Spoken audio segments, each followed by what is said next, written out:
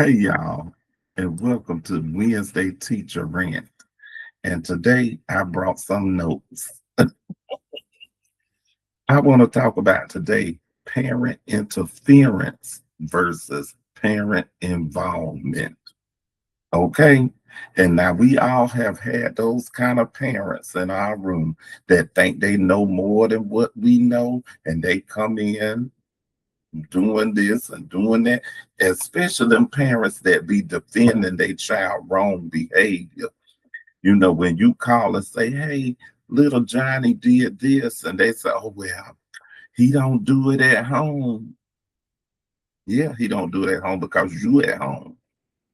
Kids don't do the same things in front of their parents that they do away from their parents. Now they should. That's the way you should teach them, parents. But that's not how they do.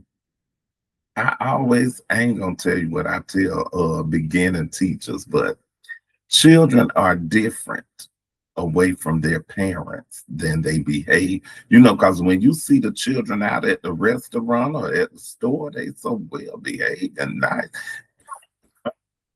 Hey, Mr. Demby. Hey, baby, how you doing? So then I tell the parents, I say, oh, you got him to sit still? Because he don't sit still in my room. He does this and this and this. Oh, he don't do that at home. Of course he doesn't. Can we talk to him about how we behave in public places when you are not around? That's what I want you to talk to him about. Thank you. But yeah, anyway, some parents, they just feel like they have to be involved, but they want to help, but they sometimes don't help the right way. Sometimes telling your kid that, oh, it's like one parent, oh, well, when you go to music, just sit there. If you don't want to sing, just sit there. No, you can't tell your kid that. Your kid have to follow the same direction. Now, if you don't want to sing, you can come to Mr. Demby and say, hey, Mr. Demby, can I sit out or can I do an alternate activity? Sure you can, because you asked me. Most time I'm going to say sure, but you have, like I tell my students, if you have to ask me before you just come in my room and sit and do nothing. Otherwise, I'm thinking you being defiant. But if you say, Mr. Jimmy, I don't feel good, I'm tired, I don't feel like singing today. Can I use my Chromebook and play this music game or practice my music theory? Yeah, sure you can. Some kids say, Mr. Jimmy, can I practice some drum beat? I got this drum beat in my head, I gotta practice. Go put the headphones on and go ahead. My keyboard students, Mr. Demby, I don't want to sing this song. I want to go play it on the keyboard. Go ahead. Because you asked. You came in, sat quiet, raised your hand, came over to me, talked to me. Those are the kinds of ways we need to teach our children, parents. Teach them to ask before and I know at home you don't make them ask for stuff like one of the most demeaning things to me is children asking to go to the bathroom. But in a room full of 30 children, you kind of have to make them do that, because otherwise one go, then 15 other go. You can't, yeah. To me, when I teach my summer program and I only have like 17 kids, which is easier to manage, I just tell them go to the bathroom, don't ask, just go. Get up, do what you gotta do. Now, if two people gone at the same time, you gotta wait for them to come back. You can't just be going all at one time, but I just let them go.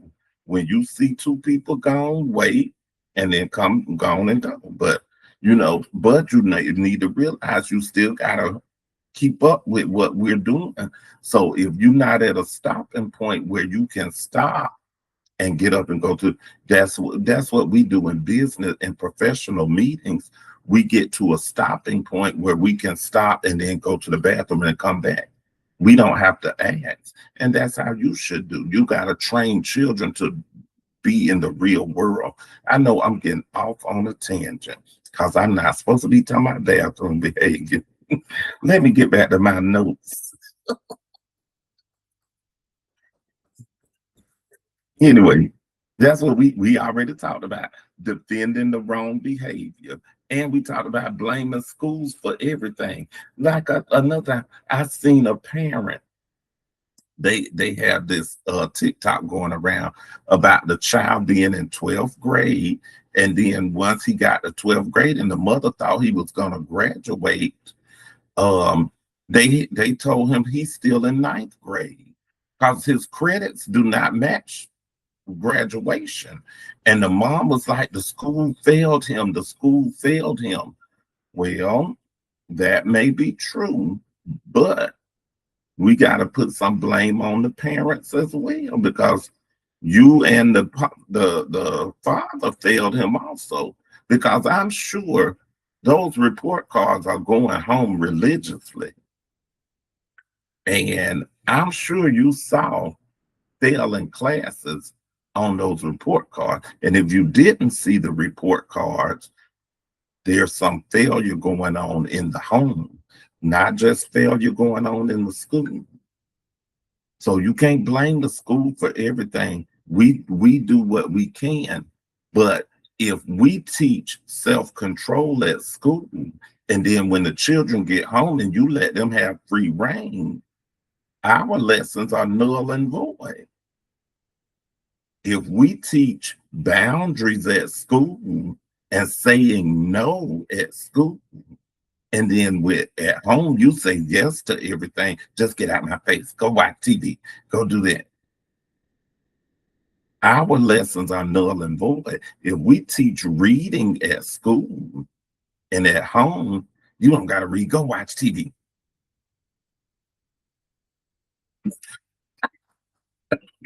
Our lessons are null and void. So in order for there to be parent involvement instead of parent interference, we need to kind of come together.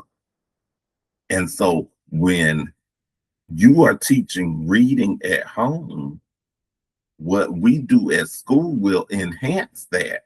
And then what you do at home will enhance it even more. We need to start doing that and thinking about that, parents. And I want to share this real quick. I used to be a KET, that's a Kentucky Education Television all-star teacher. And KET has this program called Let's Learn Kentucky. So whether you're in Kentucky or not, you can still use it. I got this flyer. I don't know if you can see it a little bit. Where still can't see it. Anyway, Let's Learn Kentucky. And I'll just read it to you. And it just says, focus on these learning areas with your children in your life. Read together, talk together, count together, play together, move together, connect together. And so when you go to letslearnky.org, it'll give you some activities to do these 1, 2, 3, 4, 5, 6 activities. So check out letslearnky.org, because these things will help parents. This will help you not be an interference, but it will help you be a more involved parent by reading together. Read the newspaper, or turn the captions on the TV, sit down and watch a show together and read the captions as you watch. Talk together. Ask your students, hey, how was school? What did you learn today? What challenged you today? What can we work on together to help? Let me help you with this. When I was in school, this happened to me. Have these conversations with your children. Count together. Measuring food as you cook it. Putting the 2 socks together in the laundry. 1, 2. count together, play together, go outside, show them what you used to play when you was little. Play hide and go seek, play freeze games, because freezing games really help students. You don't realize how much sitting still helps a student think and help them with their cognitive ability. Practice sitting still, freeze games. Play those games at home. You could play them on a rainy day or, outside. Move together, exercise together, get up moving. Let's walk and let's go walk and talk. Do things together as a family, connect together. Hug your babies. Tell them that you love them. Don't let the teachers be the only one that say, I love you. Well, I don't say, older kids you can't say that with. But with the little babies, sometimes they need to hear those words, I love you. Don't let teachers be the only one telling your students and connecting with your students. You connect with your students. So y'all go to letslearnky.org, and I promise you, you won't regret it. Even for younger students and older students, do these things up until they graduate, and then you will find out you have created wonderful human beings, and you will want to keep doing these things all the way for the rest of your life. Reading together, talking together, counting together, playing together, moving together, connecting together. Do all of those so that you are not a parental interference, but you can be a more involved parent. That's it. I'm a hush. But y'all know, as I always say, where the spirit of learning is, there is liberty. All right. And now, don't talk about me because I got my pajamas on, because it's summertime and I can keep on my pajamas all day if I want to.